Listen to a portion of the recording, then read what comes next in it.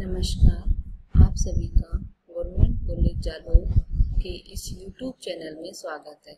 आज की क्लास में हम मानव एवं पर्यावरण के अंतर संबंधों से संबंधित मानव भूगोलवेताओं द्वारा प्रतिपादित जो 3 महत्वपूर्ण अवधारणाएं हैं, निश्चयवाद, डिटर्मिनिज्म, संभववाद, पॉसिबिलिज्म, नवनिश्चयवाद, नियो डिटर्मिनिज्म में से नवनिश्चयवाद के बारे में चर्चा करेंगे।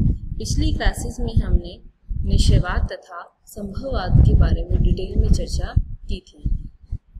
संक्षिप्त में यदि हम देखें तो निश्चयवादी जो विचारधारा है वो हमें ये बताती है कि प्रकृति श्रेष्ठ है तथा मानव उसका दास है। दूसरा, संभववादी जो विचारधारा है वो मानती है कि मानव ने प्रकृति पर विजय प्राप्त कर ली है तथा वह प्रकृति का स्वामी है। वह जो चाहे जब चाहे वह प्रकृति में परिवर्तन कर सकता है।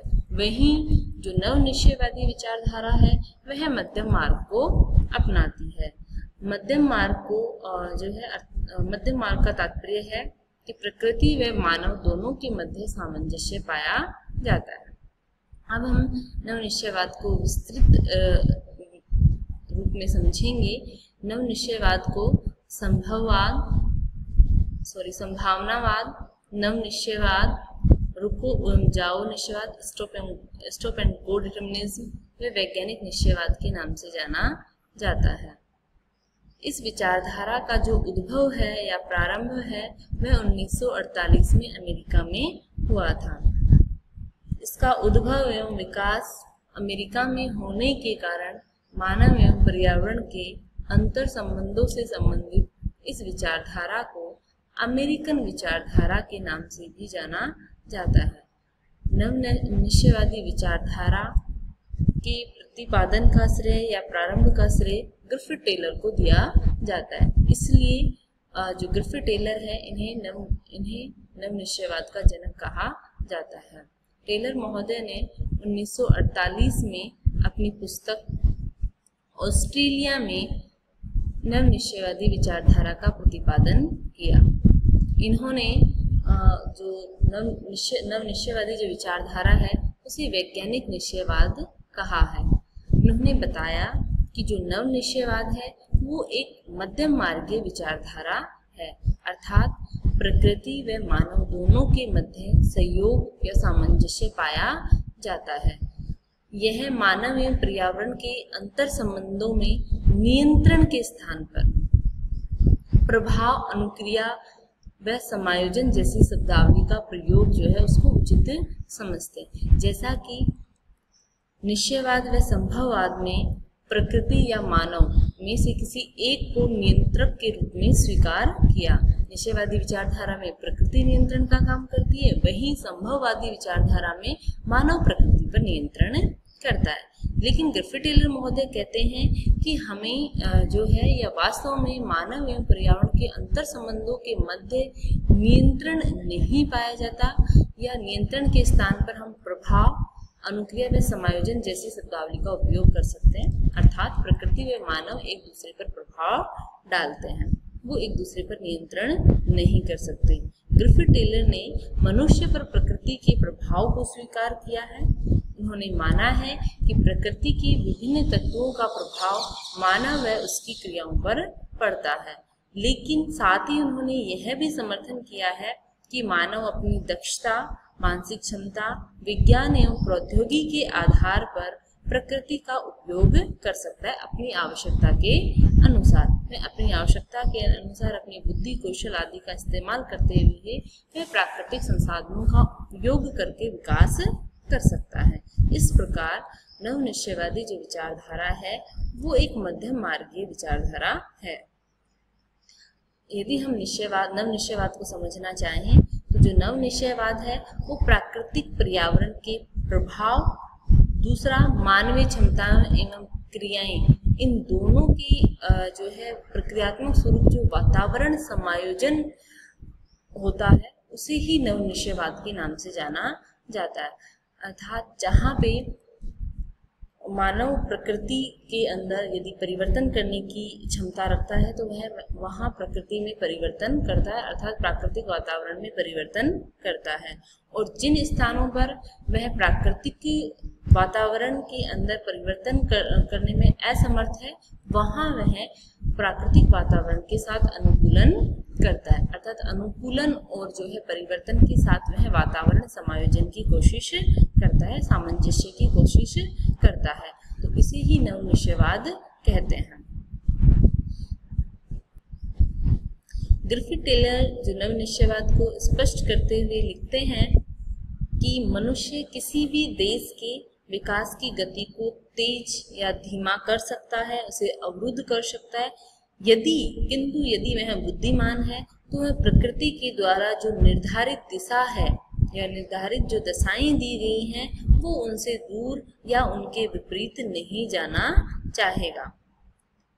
वहीं ये मानव को जो है यातायात नियंत्रक या ट्रैफिक पुलिस के समान मानते हैं, अर्थात उन्होंने मनुष्य को ट्रैफिक पुलिस कहा है, जो कि नगर के जो यातायात है उसकी गति को नियंत्रित कर सकता है, अर्थात उसे कम या ज़्यादा कर सकता है, लेकिन वह ट्रैफिक की दिशा या उनकी जो मंजिल है उनको परिवर्तित नहीं कर सकता। इसी प्रकार मनुष्य भी प्रकृति के जो प्रभाव है उनको अपनी क्षमताओं के आधार पर वह उनकी गति या तीव्रता को कम कर सकता है, लेकिन उन प्रभावों को वह पूर्णतः समाप्त नहीं कर सकता। अर्थात वह प्रकृति के द्वारा जो निर्धारित मार्ग है उसी पर चलकर अपनी क्षमताओं के अनुसार प्राकृतिक तत्वों का उपयोग करते हुए विकास करता है।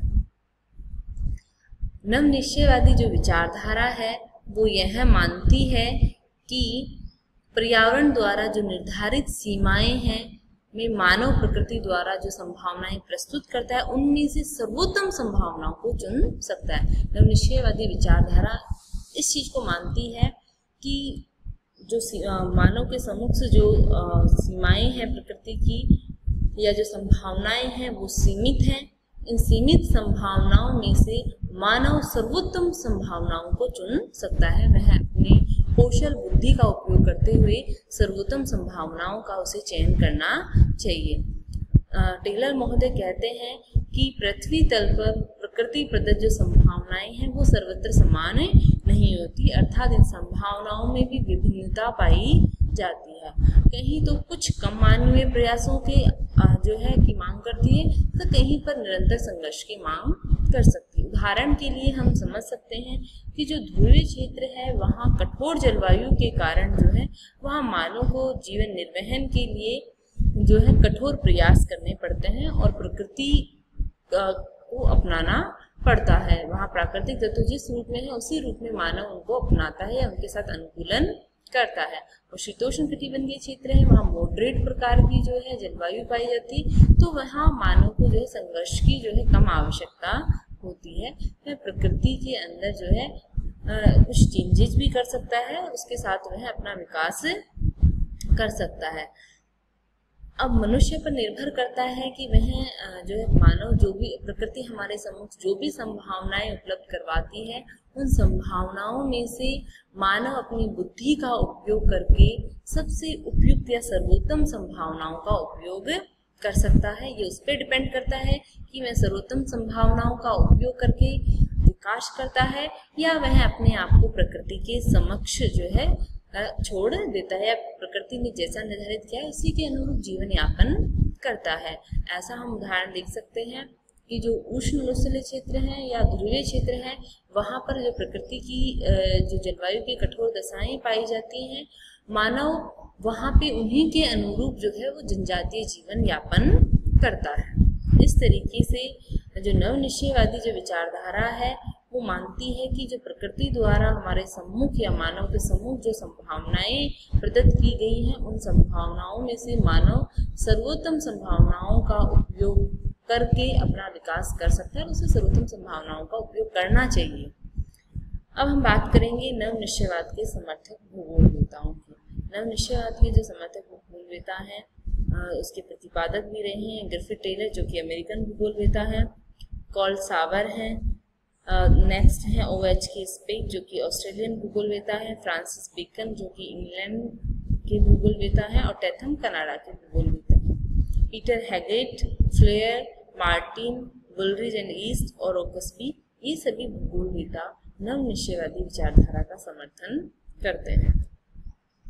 नवनिश्चयवाद से संबंधित कुछ भूगोलवेताओं के जो विचार हैं वो इस प्रकार है। OH के स्पेट कहते हैं कि नवनिश्चयवाद और कुछ भी नहीं है बल्कि ये निश्चयवाद और संभववाद की चरम सीमाओं के बीच का दर्शन है, जहाँ जो निश्चयवाद है वो कहता है कि प्रकृति श्रेष्ठ है और संभववाद कहता है कि मानव श्रेष्ठ है।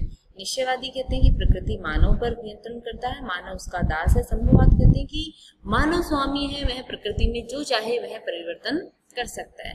वहीं स्पेट महोदय कहते हैं कि वास्तव में ना प्रकृति श्रेष्ठ है ना मानव श्रेष्ठ है, इन दोनों के मध्य जो है सहयोग व सामंजस्य पाया जाता है, अर्थात दोनों के मध्य मध्यम मार्गीय दशाएं पाई जाती है। फ्रांसिस बेकन कहते हैं कि प्रकृति पर उसके आदेशों का पालन करके ही विजय प्राप्त की जा सकती है, अर्थात मानव जो है वो अपनी इच्छा के अनुसार जो है या प्रकृति के विरुद्ध जाकर उस पर विजय प्राप्त नहीं कर सकता।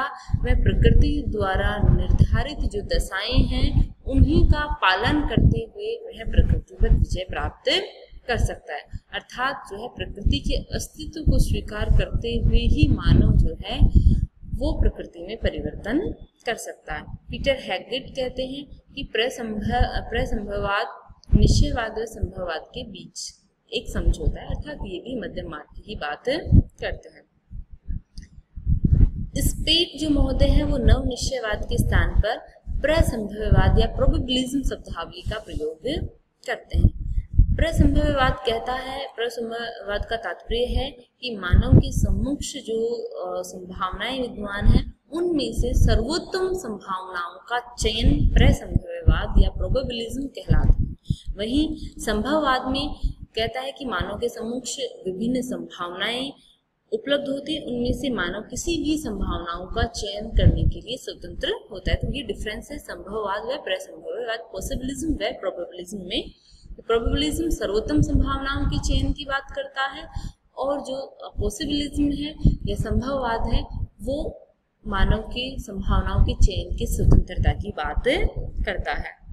जो टैथम महोदय है ये निश्चयवाद या नवनिश्चयवाद को क्रियात्मक संभववाद कहते हैं या नवनिश्चयवाद के लिए क्रियात्मक संभववाद शब्दावली का प्रयोग करते हैं। तो इससे यह स्पष्ट होता है कि जहाँ प्राचीन जो निश्चयवादी या प्रकृति के अनुकूलन पर बल देते थे, वही नियतिवादी जो है वो समायोजन पर बल देते थे। हम ये कह सकते हैं कि मानव एवं पर्यावरण के अंतर संबंधों में जो प्राचीन काल में जो निश्चयवादी विचारक थे वो अनुकूलन की बात करते थे कि प्रकृति ने जैसा दिया है मानव को उसी के साथ जो है वो अनुकूलन करना है, उसे अपनाना है। वही नियतिवादी जो है वो अनुकूलन के साथ साथ मानव की क्षमताओं को भी स्वीकार करते हैं और मानव के परिवर्तन की जो क्षमता है उसको स्वीकार करते हुए वो समायोजन की बात करते हैं। इस प्रकार हम संक्षिप्त रूप में कह सकते हैं कि जो है मानव एवं प्रकृति के अंतर संबंधों के मध्य ना तो प्रकृति श्रेष्ठ है और ना ही मानव उसका स्वामी है। इन दोनों के मध्य सामंजस्य पाया जाता है और मानव को प्रकृति के अस्तित्व को स्वीकार करते हुए उसके द्वारा जो निर्धारित जो मार्ग है उसको अपनाते हुए प्राकृतिक तत्वों में जहाँ तक संभव है वहाँ तक परिवर्तन करते हुए अपना विकास करना चाहिए। संभववादी विचारकों की तरह जो है मानव को प्रकृति का जो है शोषण नहीं करना चाहिए, वरना उसका जो परिणाम होता है पर्यावरणीय समस्याओं के रूप में देखने को मिलता है। इस तरीके से जो आधुनिक काल के अंदर मानव एवं पर्यावरण के अंतर संबंधों में प्रकृति और मानव दोनों के ही अस्तित्व को स्वीकार किया है। इन दोनों के मध्य सहयोग व सामंजस्य को अपनाया है कि सहयोग व सामंजस्य के साथ ही प्रकृति में मानव अपना विकास कर सकता है, मानव सभ्यता का विकास किया जा सकता है। धन्यवाद।